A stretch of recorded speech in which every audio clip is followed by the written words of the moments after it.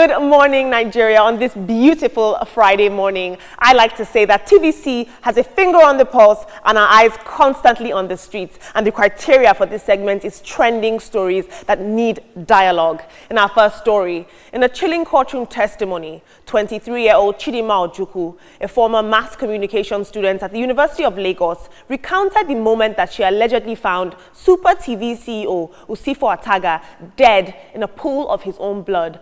Now, she testified before a Lagos High Court, and she described returning to the rented apartment that they booked after running errands, buying food, juice, cannabis, and hard drugs, only to find the door unlocked and Ataga lying dead in a pool of his own blood. In a panic, she admitted that she cleaned herself up, changed her clothes, and left with his bank documents, ID cards, jewelry, and a mysterious brown envelope.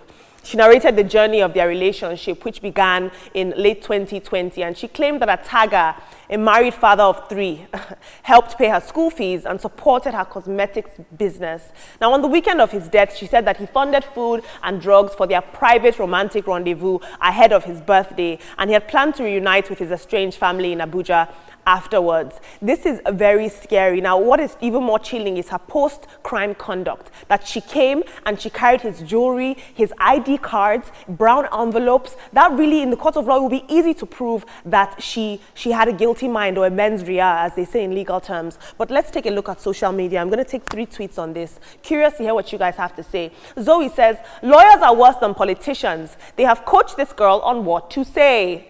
I think that's their job. The president says, may this be the end of any man that cheats or mistreats women. And somebody responds, amen. And may this also be the end of every girl that sleeps with married men. It's a basketball on that. Moving on, in our next story, a Lagos court has freed 17-year-old Alabi Quadri, who became famous during the 2023 elections, for standing in front of Peter Obi's convoy. Now, he was released on Thursday after legal advice from the Lagos State Director of Public Prosecutions. The human rights lawyer Nibehe F. Young, who has been fighting for Quadri's release, explained that the teenager's troubles began when local youths, or area boys as they're called, abducted him after he received gifts and money from his viral encounter with Peter Obi. Now, these youths felt entitled to his unexpected windfall, and they framed him for a street fright.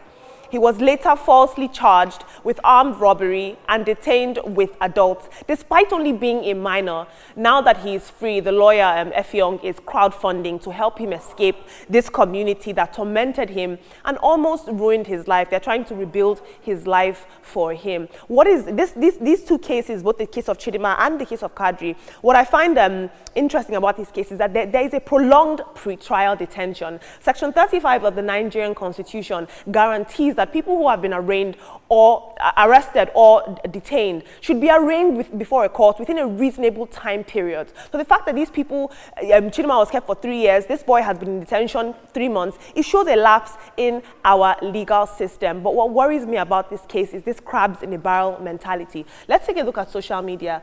It takes one good man to stand up for a young boy like Iniebe F. Young did here. Daniel Rega says, F. Young, get that family to leave that place ASAP.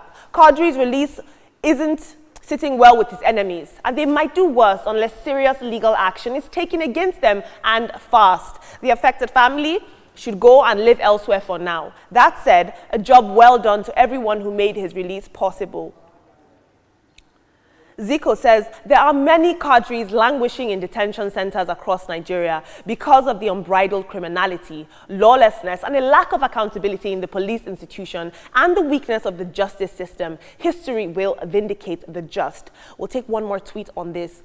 This is the lawyer, the human rights lawyer who intervened in Quadri's case. He says, we have raised 3 million naira within 2 hours of announcing the fundraising for Quadri Alabi. We are still far from the target, but the amount raised so far demonstrates that there are good spirited people in Nigeria, please keep donating. What is even more worrisome is that even though Kadri is a minor, they registered him as over 18 years old when they detained him in the documents. Somebody should have stood up for him, a policeman, somebody in charge, to say this is a minor, to say what is he really doing here, and nobody did that, and that is very, very worrisome. But guys, I want to hone in on this Chidinma Ojukwu case, because in 2021, it took the country by storm. Super TV CEO found dead. This really highlights the problems with the sugar baby, sugar daddy complex in Nigeria. Because they had a secret relationship, there are so many layers to this case that unfortunately will remain secret between Chidinma and Ataga, who is now unfortunately dead.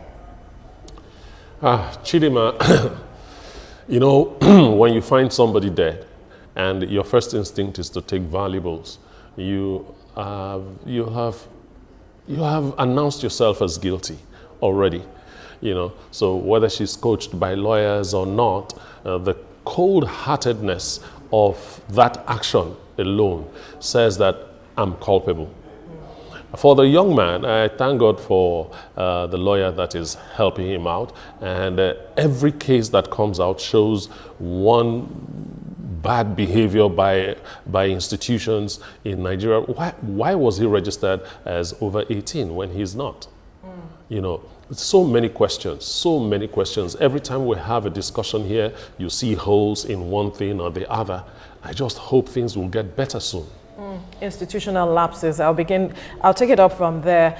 It's sad what happened to the young boy. I read that story, and it's sad that the environment he found himself are the persons who actually, you know, set him up and put him in prison. And so perhaps they had influenced what was written, the statement that was written about him there. But the lawyer pushing his case, Inibehe Effiong, kudos to you. I hope that you pull him out of that environment so that he can have a safe space where he can grow and see people who can be examples for him, and then learn from there as against being influenced by area boys. And to the Chidinma and the Ataga saga, it's sad that the CEO passed as a result of this, and so there are several questions that can be asked. But it's a lesson to those who say that they want to have a rendezvous before going to their families. Anything can happen, of course. Yeah. Anything can happen at the end of the day, because that's how he lost his life, and he'll stand before God to give account of what he was doing before he lost his life. And for Chidinma, she already displayed a criminal mindset. By stealing those jewelry, taking his account details, and running off like that. The first thing you're supposed to do is to alert the security operative that this has happened, because right now you cannot prove anything except your lawyer is as good. So I hope that justice is done at the end of the day for these persons. Well, for me, I'm so happy the little boy is out of prison, because we spoke about it right here on the show. And I'm just sad that his people could gather together to put him in prison. It's sad what your own people can do to you, but I'm happy, and a big kudos to the lawyer. This Chidinma story has been giving me chills from the very first time I saw it. First of all, it's quite embarrassing because this man has family and they're getting to relive this moment. And now she's giving more details, which is really, really embarrassing. It's so sad. And just like what Veronica said, we need to be careful where you go before you go to your families, because strange things can happen.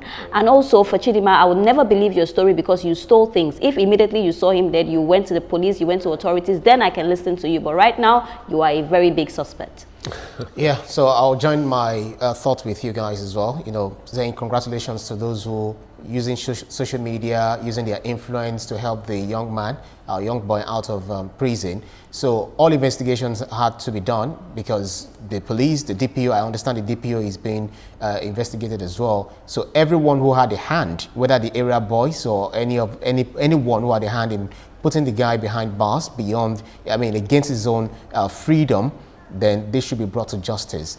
The issue of Chidinma and Ataga, I think it's a whole lot of lessons for young ladies, married men, single men, and all of that. It's so sad when you hear men saying that they can't take on another wife because they're already married, but they are fine when they frolic around, when the promiscuity. If you must do that, why don't you just take a second wife legally? But if you can't, just zip up. Zip up. Now look at the stories we're talking about. You know, it's so sad. It's so sad. Zipping up. Yes, I agree with zip up. Zip it up.